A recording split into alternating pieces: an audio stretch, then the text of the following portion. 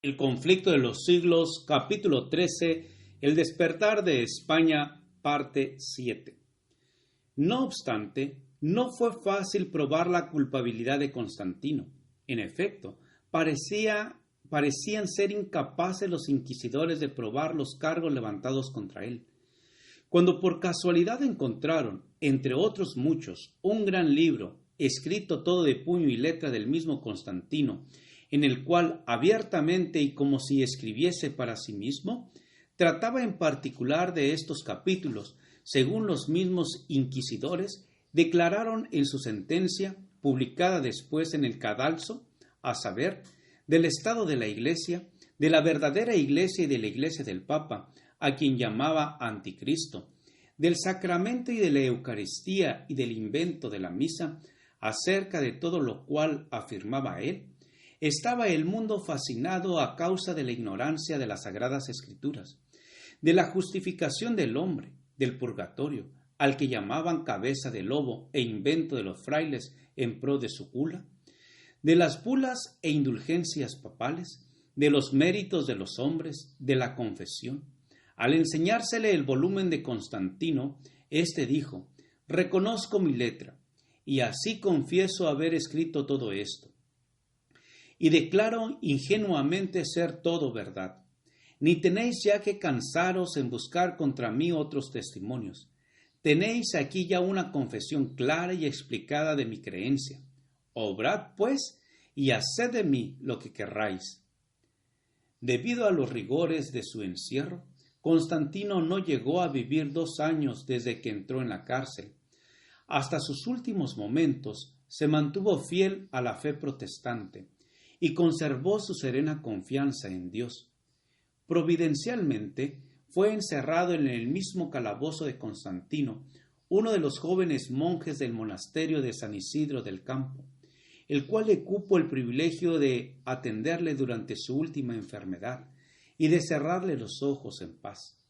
El doctor Constantino no fue el único amigo y capellán del emperador que sufriera a causa de sus relaciones con la causa protestante.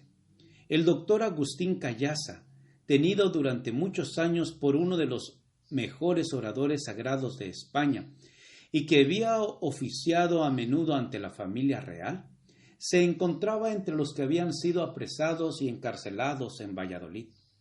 En el momento de su ejecución pública, volvióse hacia la princesa Juana, ante quien había predicado muchas veces, y señalando a su hermana que había sido también condenada, dijo: «Os suplico, Alteza, tengáis compasión de esa mujer inocente que tiene 13 hijos huérfanos».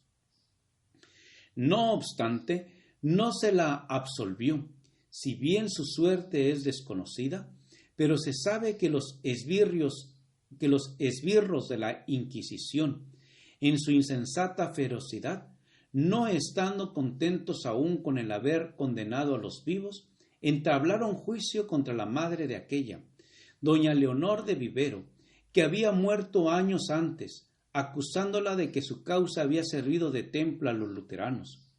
Se falló que había muerto en estado de herejía, que su memoria era digna de difamación y que se confiscaba su hacienda, y se mandaron exhumar sus huesos y quemarlos públicamente junto con su efigie. Ítem más que se arrasara su casa, que se esparramara sal sobre el solar y que se erigiera allí mismo una columna con una inscripción que explicara el motivo de la demolición, todo lo cual fue hecho, y el monumento ha permanecido en pie durante cerca de 3 siglos. Fue durante ese auto cuando la fe sublime y la constancia inquebrantable de los protestantes quedaron realzadas en el comportamiento de Antonio Arrezuelo, jurisconsulto sapientísimo, y de doña Leonor de Cisneros, su mujer, dama de 24 años, discreta y virtuosa a maravilla, y de una hermosura tal que parecía fingida por el deseo. Arrezuelo era hombre de una condición altiva y de una firmeza en sus pareceres. superior a los tormentos del Santo Oficio. En todas las autoridades que tuvo con sus jueces, se manifestó desde luego protestante, y no solo protestante, sino dogmatizador de su secta en la ciudad de Toro, donde hasta entonces había morado, exigiéndole los jueces de la Inquisición que declarase uno a uno los nombres de aquellas personas que, llevadas por él a las nuevas doctrinas. Pero ni las promesas, ni los ruegos, ni las amenazas bastaron a alterar el propósito de Errezuelo en no descubrir a sus amigos y parciales. ¿Y qué más? Ni aun los tormentos pudieron quebrantar su conciencia, más firme que envejecido roble o que soberbia peña nacida en el seno de los mares. Su esposa, presa también en los calabozos de la Inquisición, al fin débil como joven de 24 años, después de cerca de 2 años de encarcelamiento, cediendo al espanto de verse reducida a la estrechez de los negros paredones que formaban su cárcel, tratada como delincuente, lejos de su marido a quien amaba aún más que a su propia vida, y temiendo tales las iras de los inquisidores, declaró haber dado franca entrada en su pecho a los errores de los herejes, manifestando al propio tiempo con dulces lágrimas en los ojos de arrepentimiento. Llegado el día en que se celebraba el auto de fe con la pompa conveniente al orgullo de los inquisidores, salieron los reos al cadalso y desde él escucharon la lectura de sus sentencias. Errezuelo iba a ser reducido a cenizas en la voracidad de una hoguera, y su esposa, doña Leonor, a adjurar las doctrinas luteranas que hasta aquel punto había albergado en su alma, y a vivir a voluntad del Santo Oficio, en las casas de reclusión que para tales delincuentes estaban preparadas.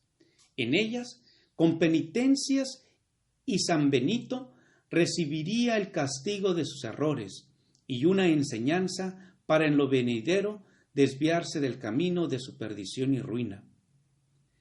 Al ir Errezuelo al cadalso, lo único que le conmovió fue el ver a su esposa en ropas de penitencia, y la mirada que echó, pues no podía hablar, al pasar cerca de ella, camino del lugar de la ejecución, parecía decir: esto sí que es difícil soportarlo.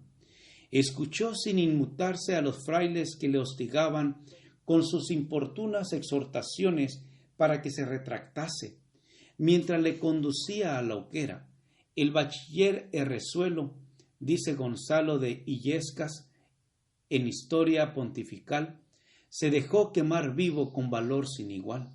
Estaba yo tan cerca de él que podía verlo por completo y observar todos sus movimientos y expresiones. No podía hablar, pues estaba amordazado, pero todo su continente revelaba que era una persona de extraordinaria resolución y fortaleza, que antes que someterse a creer con sus compañeros lo que se le exigiera, resolvió morir en las llamas. Por mucho que lo observara, no pude notar ni el más mínimo síntoma de temor o de dolor. Eso sí, se reflejaba en su semblante una tristeza cual nunca había yo visto. Su esposa no olvidó jamás su mirada de despedida.